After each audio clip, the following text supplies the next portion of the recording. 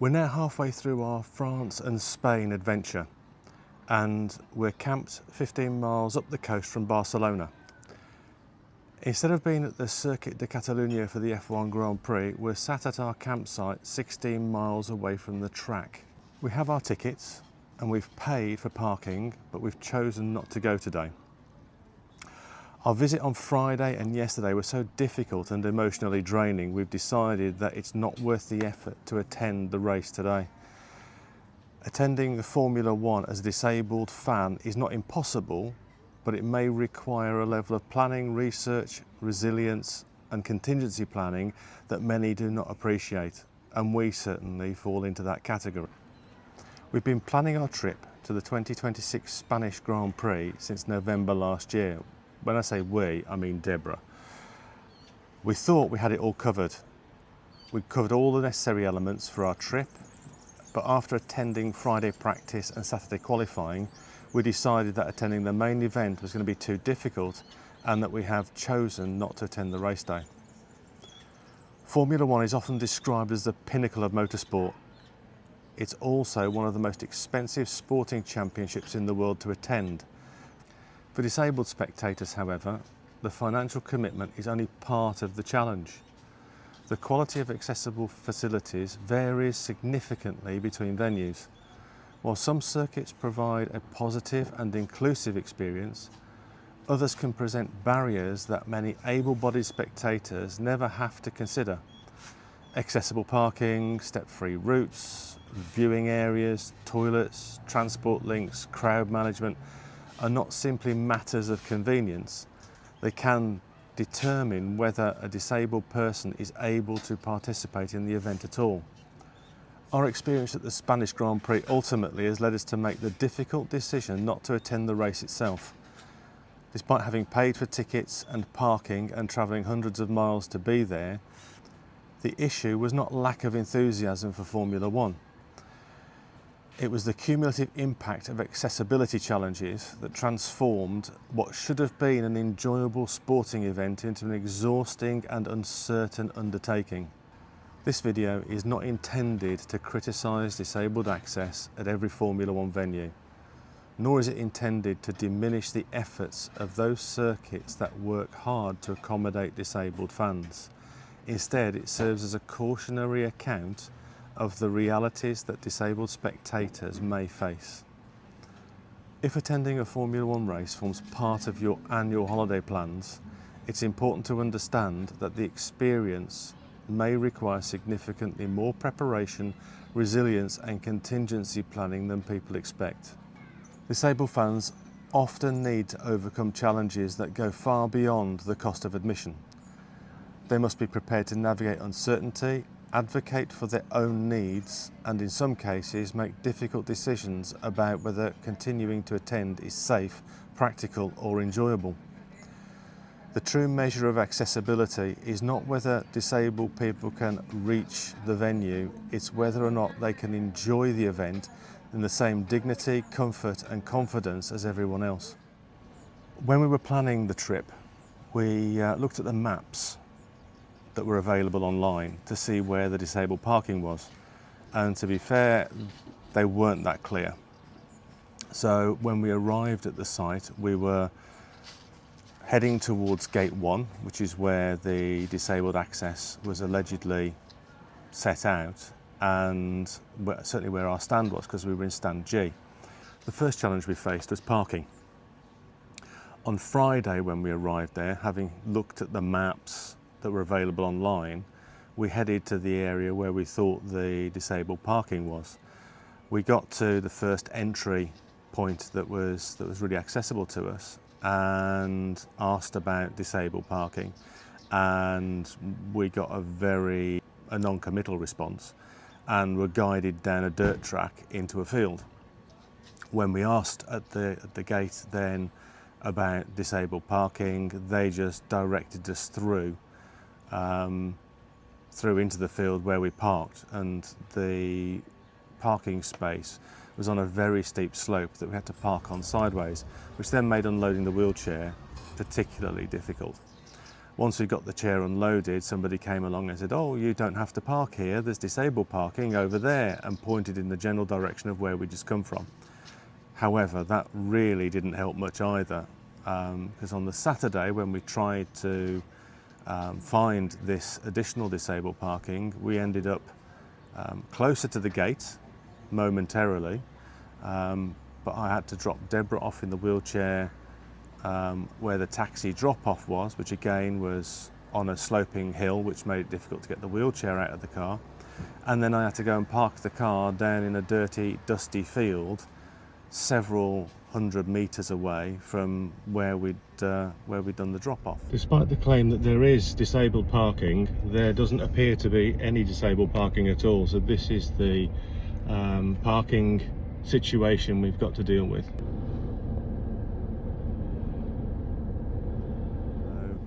Deborah had to wait then on the road by the access in the wheelchair for about 15 to 20 minutes whilst I parked the car and then made my way back up. We went across the field and then we followed the people where they were going to the entrance, but it was a really steep slope. I mean, I was lucky that I was in the wheelchair I was in because it gave me the ability to get up there, but anybody else wouldn't have been able to get up the slope to get to the access. When we came to the access point where all the people seemed to be going, they were behind the barrier, and I couldn't fit behind the barrier because there wasn't a big enough space, and the one side was a gully which the wheelchair would have fallen down.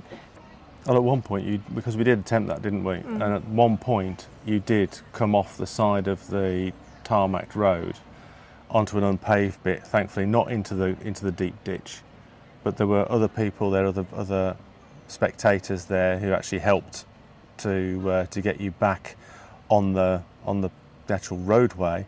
We moved the barrier so that we could actually get through onto the road, because there was no way we were going to be able to continue access along that pathway that they'd set out, because the barrier was just simply too close to the ditch. And then when we were coming back to the car, we followed the same route as we come and had to go really slowly down the slope. And when we got to the bottom, they parked all the cars right up against the barrier, so it restricted my access to be able to go through.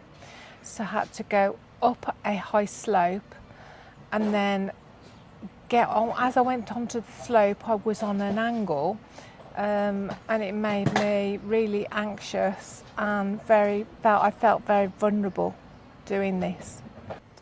On the Saturday for qualifying, we'd identified where the access for disabled parking was, and it was nowhere near where we'd ended up on the previous day. However, the approach was laned into discrete lanes, and you were just put into a lane as you approached. And unfortunately, we were put into a lane that meant we couldn't get off the access road to where the disabled parking was. I had to go down to the road where Craig was going to meet me, which I had to go down a slope, which was quite bad to get down in. Again, my wheelchair made it, but anybody in a manual wheelchair wouldn't have been able to do it on their own. And then when I got down onto the road, I had to wait under a gazebo area, which gave me some shade, and just sit there and feel vulnerable and exposed and not knowing where Craig was before he came back from the car. Oh, the other thing is going back down that slope, you had to combat the oncoming traffic, didn't you, in terms of the vehicles coming into the car park. Yeah. So it's on an uneven slope that's downhill whilst there's traffic coming the other way, in a wheelchair, so not necessarily the most... Very exposing. Yeah. So after qualifying on Saturday, we waited for a while because we thought there's going to be a bit of a rush for people getting out, and there was. So we kind of waited and then made our way back to the car park. Well, we knew where we were going to have to go to, and we also knew that Deborah was going to have to wait whilst I went to collect the car from the car park. However, the gazebo had gone, so there was no shade, but thankfully there was a bridge. So when we came down the hill by the barriers, I was able to stop my wheelchair in front of the police motorbike that happened to be there underneath the bridge. And then I had to wait, and it was a 2-hour wait, and it was quite frightening, and I was left quite vulnerable and exposed in a place that I didn't know. So waiting for Craig to come back to pick me up. so the challenge I'd had was that because I was parked what felt like in the foothills of the nearby mountains, was that the other traffic in the car park was trying to get out in the opposite direction to the way I needed to go back to the entrance where Deborah was parked. So, as Deborah said, it took me nearly 2 hours to navigate back out of the car park, and I had a number of arguments with the marshals in terms of instructing me to go one way, and I wasn't going the way they wanted me to go. So it was a case of being very, very forceful, without getting abusive, but making sure they understood I knew where I needed to go, because the alternative was to drive about 6 or 7 miles across fields, which we'll show you the video for, and then try and drive back into the circuit, which, as we discovered later, would have been impossible because all of the access roads were one way only, and that was out. Yeah, and even the policeman gave you a bit of grief. Yeah, when I got back to the entrance, he was, shouting at me, telling me I needed to turn left, and I was telling him, no, I need to turn right. Eventually, we managed to solve that communication issue, and he allowed me to turn right at the barrier and go and collect Deborah from under the bridge. So having dealt with parking, the next element we had to deal with was actually getting into the circuit. So once we arrived essentially at the main entrance, there were conflicting directions in terms of where we needed to go. One young lad said we needed to go down the road to the right, whereas we knew the gate we wanted to go into was up the road to the left, and he wasn't having any of it. So we went to the right, and we went and saw another young man who was guiding people across a crossing to behind a barrier where the wheelchair clearly wasn't going to go, and then told him that we wanted gate 1, and he said, well, that's over there, and we said, we know. So we thought, sod it. So we literally just drove straight the way across the middle of the traffic island, ignoring the protestations of the young lad that had originally guided us the wrong way, and we carried on the direction we knew we needed to go to get to the gate. Yeah, it was bad on the Friday, and the Saturday was exactly the same issues. There was no set disabled entry, which was wider. You had to go through the barrier that was for everybody to go through. So you had to go through the barrier, and then when you got through the barrier, which was sort of, you had to really concentrate to guide the wheelchair through if you were in a powered chair. When you got to the other end, you were confronted with the security tables and their bins that they're obviously confiscating stuff and putting it in.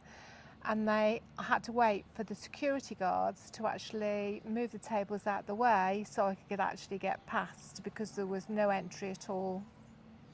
So the access, it was quite clear that there was no provision for disabled access, certainly at gate 1. We don't know about the other gates. And whilst it was challenging to get through, the staff on the gate were accommodating. It was obviously a pain for them in terms of having to climb over the barriers to get out of the way, the wheelchair, because there was literally no room either side of the wheelchair between the barriers. We had to go really slowly to fit between the aisle with the wheelchair. It was effectively like going through an Obstacle course. an 8 metre long Corridor. narrow doorway, Yeah. isn't it? So yeah, it was a difficult method of access, and then obviously exiting, it was the same challenge coming back through the gates. So, but again, it's, you know, none of these things on their own are particularly the end of the world, but when it kind of start to add it all up, it starts to become. So once we'd got access to the circuit, the next element was then getting access to the grandstand. So, you know, joining I'd like to call it a queue, but it wasn't. It was just a rabble of people trying to squeeze through a passageway that was wide enough for 2 people, one each side, to scan their tickets as they went in. So access with the wheelchair was a challenge, and I mean, essentially, you had to force your way in, didn't you? Yeah, and the people, and even the people that were supposed to be marshalling the entrance, all their bags and bits and pieces that they got by them, they just scattered. So they had to move them out the way to enable me to get through with the wheelchair. Yeah. So, again, there was very little consideration from other visitors in terms of the fact that, you know, you've got a wheelchair there. You know, there was 1 or 2 people who were courteous enough to allow Deborah to actually make her way through the entryway, and then we got to the seating area, which when we got the tickets, we thought these are going to be great. Stand G, the disabled area, is at the back, right at the very top. So the view is going to be fantastic, and the view was fantastic. We thought we'd found our seat in terms of certainly the area to park for Deborah to park her wheelchair. However, it all seemed to be a bit of a random exercise in terms of, well, park anywhere you like because everybody else is. Yeah, and when you moved to go anywhere like the toilets, which we'll come on to, by the time you came back, somebody else was occupying your seat. And we did ask a marshal to show us to our seats. And he said, oh, anybody sits anywhere, so it doesn't matter. So there was somebody already in our seats with the same tickets as us, and so they couldn't move them out of the way, and they took us somewhere else to sit instead. Yeah, I kind of wish I'd taken a photograph of this guy's ticket on his phone, because it was exactly the same row and exactly the same seat number as Deborah had for hers. So yeah, it's difficult to turn around and say, sorry mate, you need to get out of that seat because it's ours, when it's also his too. So it was, it definitely was a free-for-all in terms of where you had to park. And if you had to, like Deborah said, if you had to move away from where you were seated to go and sit somewhere else, then you were going to be lucky if that space wasn't filled when you came back. And not necessarily by somebody who's in a wheelchair, but there were a lot of able-bodied people hovering around, standing in those places, whom, you know, you then had to convince to move out of the way. And most people were courteous enough to do so when confronted, but it was a real challenge in terms of trying to, you know, get yourself settled for the event. It was difficult getting to the spaces where you did have to sit, because the people were at the back that were able-bodied in the shade, which meant that you couldn't negotiate through the pathway to actually get in and out to get to any seat anyway, because they were all in the way. It's as if they hadn't got seats, and they were just stood at the back. I'm sure, well, I think the thing is they did have seats, but because stand G doesn't have a cover on it, and it was a really hot sunny day, it meant that people were just finding whatever shade they could, which unfortunately meant blocking the access way for disabled visitors. And the marshals didn't seem to do anything about that, so that people were able to get through a clear access way in and out if you were in a wheelchair. I mean, they did. When we were struggling at one point, a marshal He did come along and but they actually didn't. gave us, kind of shooed people out of the way so that we Yeah. could get through. So again, it was, the odd person. yeah. I mean, there were a number of the marshals, and well, we'll just call them marshals. A number of the marshals would very quickly shy away if you tried to approach them. Others were very, very helpful. So it was, unfortunately, it very much depended on who you were talking to. But I mean, again, with Deborah's wheelchair, the quality of the surface in that area was a little bit hit and miss. There were, I observed two manual wheelchair users have the casters on the front of their wheelchairs trip over faults in the concrete surface, and the one guy nearly came out of his chair as a consequence. So there's provision, but whether it's really suitable provision is another question. Now for a really interesting one is the toilet facilities. Mm-hmm. The circuit boasts that they have by stand G adequate disabled toilet facilities. However, their toilets are male and female toilets with disabled toilets within the toilets. So you have to go into the ladies, navigate round and find out which one is a disabled one.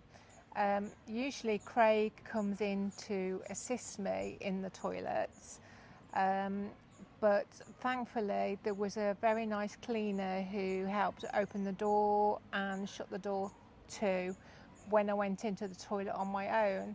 And coming out, I had difficulty because I had to reverse out because there wasn't enough space for me to turn the wheelchair around, and that was hard because you've got a load of other people just trying to get out of the toilets who didn't care that you were in a wheelchair trying to turn round. So that was a bit difficult. That was on the Friday.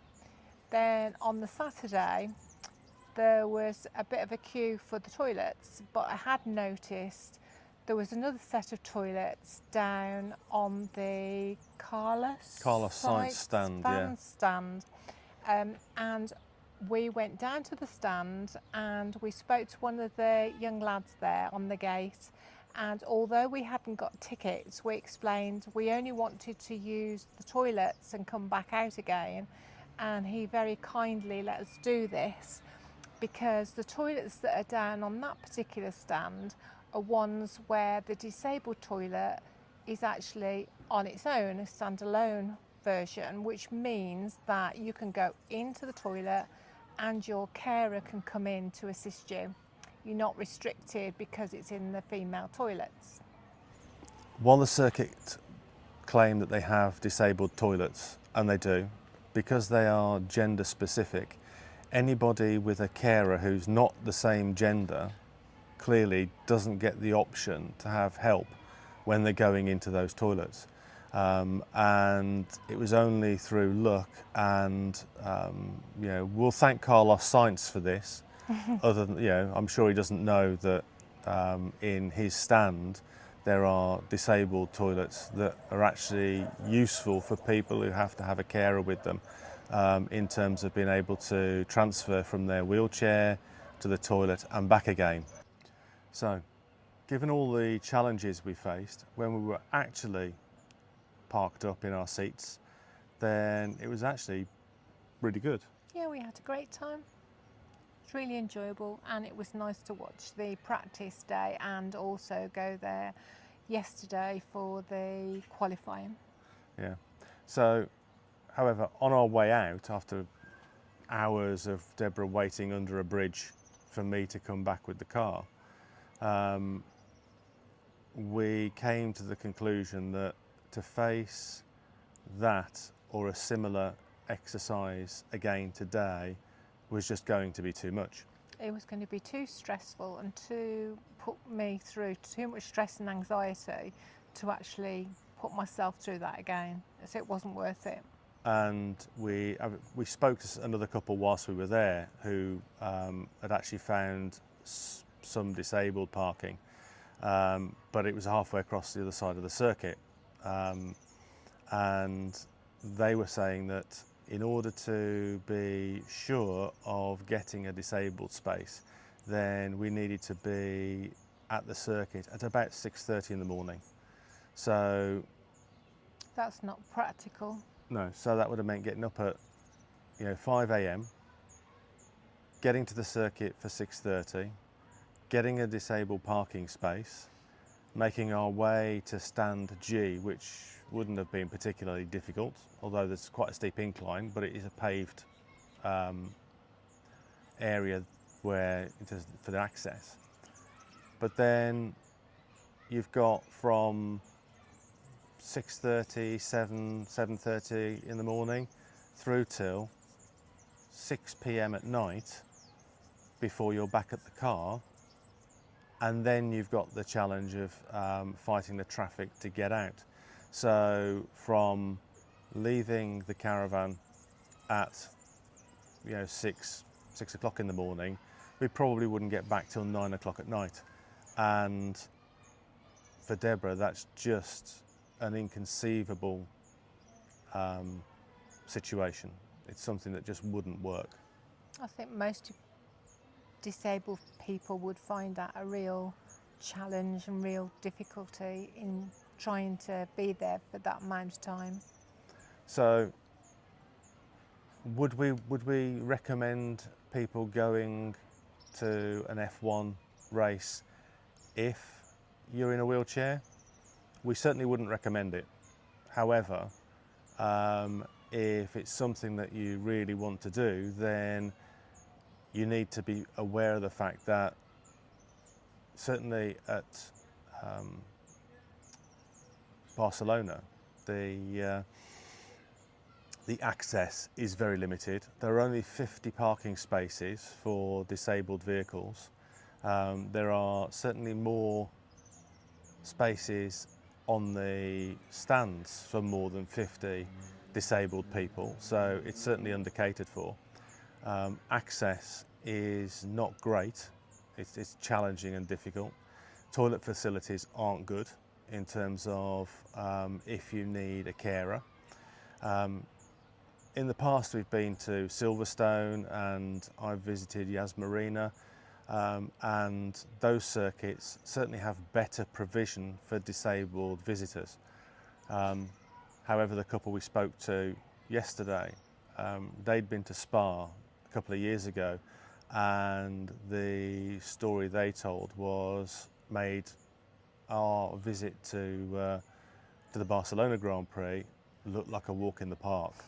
So some of the circuits are certainly not going to be up to scratch when it comes to catering for disabled fans. One would just hope that the new circuit in Madrid that they're working on now for later on in the year, that actually has better recognition that people in wheelchairs do need suitable provision, and that they're considering not just the fact that people need ramps or disabled toilets, they consider the whole experience from accessing the venue, using the site and getting out again.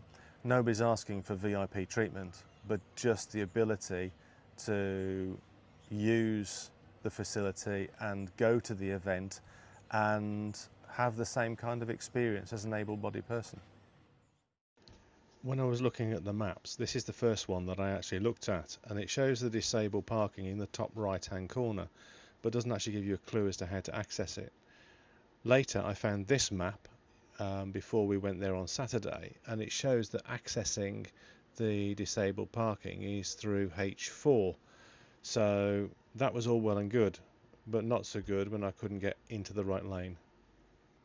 I found the website for the race circuit to be particularly unhelpful, but this one actually had information about parking, which takes you to a further bit in the page, and then the link here actually gives you the map we were just looking at that shows the directions to the disabled parking area.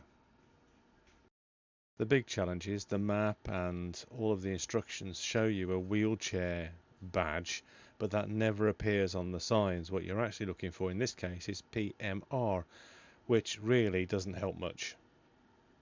So it's important to do as much research as you can on where the disabled parking is and how you actually get to it. All was not lost. We did actually manage to watch the race on local TV.